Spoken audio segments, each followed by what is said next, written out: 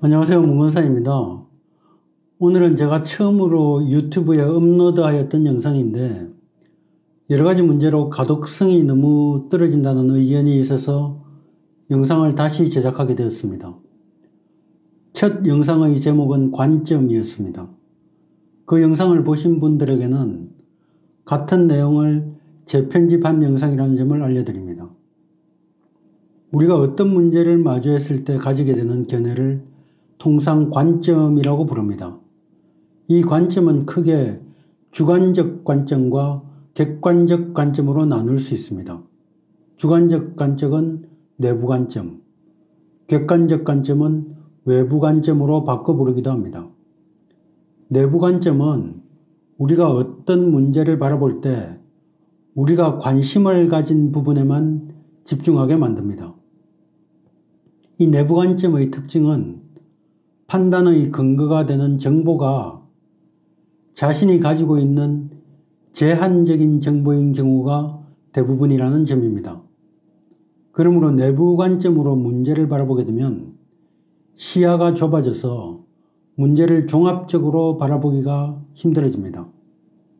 이에 비해 외부 관점은 지금 마주하고 있는 문제와 비슷한 경우가 있는지 다른 사례들을 살펴보고 여러 가지 통계적인 근거를 판단의 기준으로 삼습니다. 그리고 이 문제가 어떤 다른 문제들과 연결되어 있는지를 살펴서 문제 전체를 조망할 수 있게 해줍니다. 우리가 현실을 있는 그대로 바라보기 위해서는 객관적 관점, 즉 외부 관점으로 문제를 바라보는 것이 필수적입니다. 그래야만 정확하게 문제를 인식할 수 있습니다. 이처럼 정확한 인식이 바탕이 되어야 그에 따른 해결책을 마련하여서 올바른 행동이 가능합니다. 그렇다면 어떤 문제든지 외부 관점을 통해서 바라보면 되지 않느냐고 하겠지만 사실 이 외부 관점으로 바라본다는 것은 쉬운 일이 아닙니다. 우리는 보고 싶은 것만 보고 듣고 싶은 것만 듣겠다는 욕구가 너무나 강하기 때문에 눈길이 저절로 내부 관점으로 움직이게 되어 있습니다. 우리 마음속 깊은 곳에는 나 자신이 남들보다 우월하다는 무의식적인 생각이 자리하고 있습니다. 또한 무슨 문제든지 어렵지 않게 해결될 것이고 모든 문제는 내가 통제할 수 있다고 생각합니다. 생각들이 우리를 내부 관점으로 이끄는 것입니다. 현실은 어떠할까요? 우리는 다른 사람들보다 특별히 우월하지도 않으며 쉽게 해결되는 문제는 없고 대부분의 문제들은 우리가 통제할 수 없는 것들입니다. 그러므로 어떤 일을 할 때는 막연하게 낙관적인 생각을 하는 것보다는 그 일에 관련된 정보라든지 통계 분석 등을 찾아서 판단에 참고하는 노력이 필요합니다. 예를 들어 어떤 사업을 시작하려고 한다고 가정했을 때 주위에서 이런저런 사업이 잘 된다더라 라는 막연한 소문만으로 사업을 시작하는 사람은 드물 것입니다. 시장을 분석하고 그 사업이 평균적으로 얼마만큼의 이익을 내고 있는지 꼼꼼히 따져보아야 성공할 확률이 높아진다는 것은 누구나 알고 있습니다. 이처럼 비단 사업뿐만이 아니라 어떤 판단을 내릴 때는 외부 관점을 사용하는 것이 필수적입니다. 우리의 뇌는 우리가 동의하지 않고 있는 정보를 접하면 추론 기능이 약해집니다. 꼼꼼히 따져서 분석하는 것이 싫어진다는 뜻입니다. 반대로 내가 옳다고 생각하는 정보를 접하게 되면 긍정적으로 변하면서 그 정보를 더욱 강화하는 쪽으로 행동하게 됩니다. 이런 생각의 흐름을 확정 편향이라고 부릅니다. 정치적인 문제에 대해 보수적인 입장을 가진 A라는 사람이 있다고 가정해 보겠습니다. A는 각종 미디어를 접할 때마다 진보적인 내용의 기사를 보면 거북한 느낌이 듭니다. 그래서 가능하면 진보적인 기사는 읽지 않습니다. 대신 보수적인 입장을 지지하는 기사나 정보는 매우 꼼꼼히 읽습니다.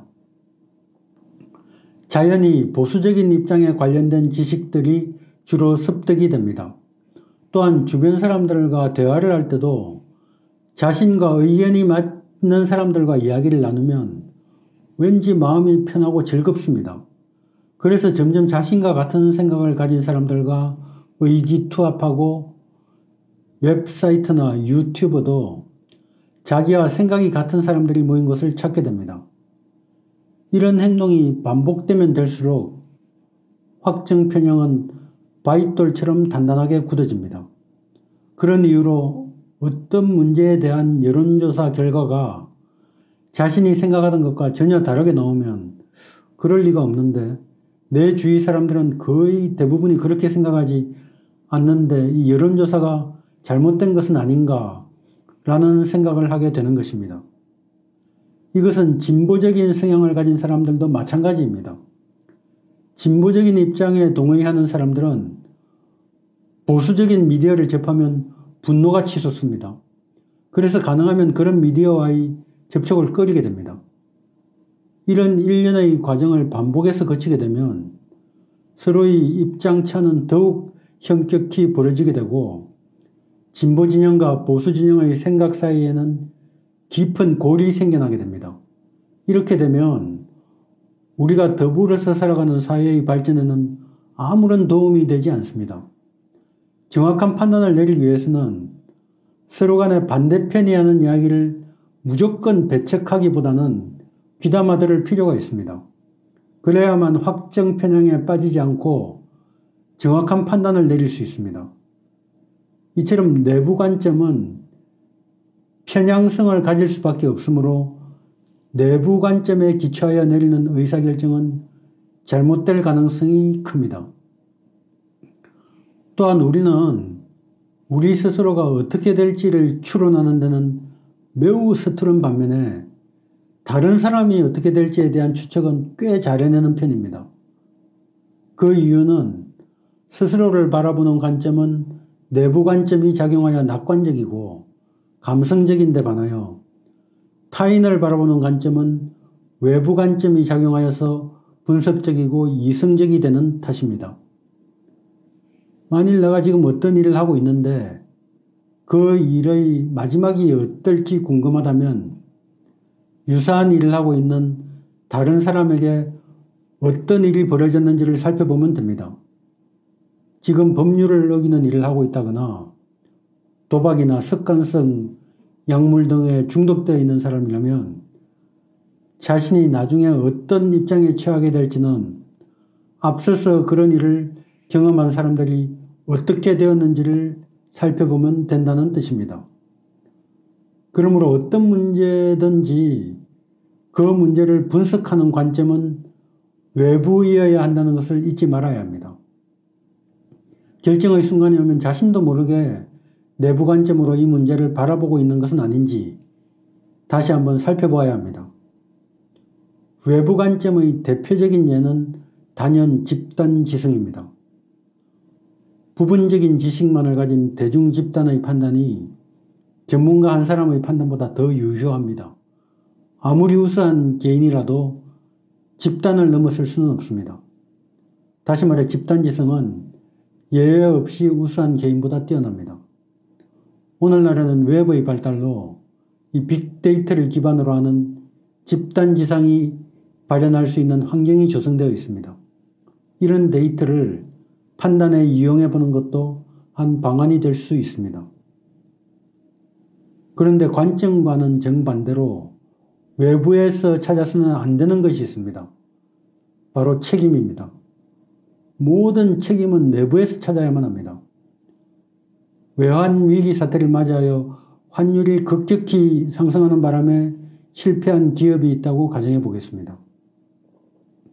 그 기업을 경영하던 책임을 지고 있던 책임자가 그때 환율이 오르지만 않았어도 사업이 망하지 않았을 텐데 라고 판단을 하고 사업 실패의 책임을 외부에서 찾게 된다면 언젠가 환율이 상승하면 또다시 사업에 실패할 수밖에 없게 됩니다. 반면에 환율 상승에 대한 대응책이 없었던 것이 실패의 원인이었다 라고 내부에서 책임을 찾게 되면 보완책을 수립할 수가 있습니다. 그러므로 추후에 환율이 상승하더라도 실패하지 않을 수 있습니다. 이처럼 어떠한 경우에도 책임은 내부에서 찾아야만 미래의 실패를 줄여나갈 수 있습니다. 그러므로 무엇 때문에 라는 생각은 가능하면 피하는 것이 좋습니다. 오늘은 외부 관점과 내부 관점에 대해 이야기해 봤습니다. 구독과 좋아요 부탁드리면서 이만 마치겠습니다. 다음 시간에 뵙겠습니다.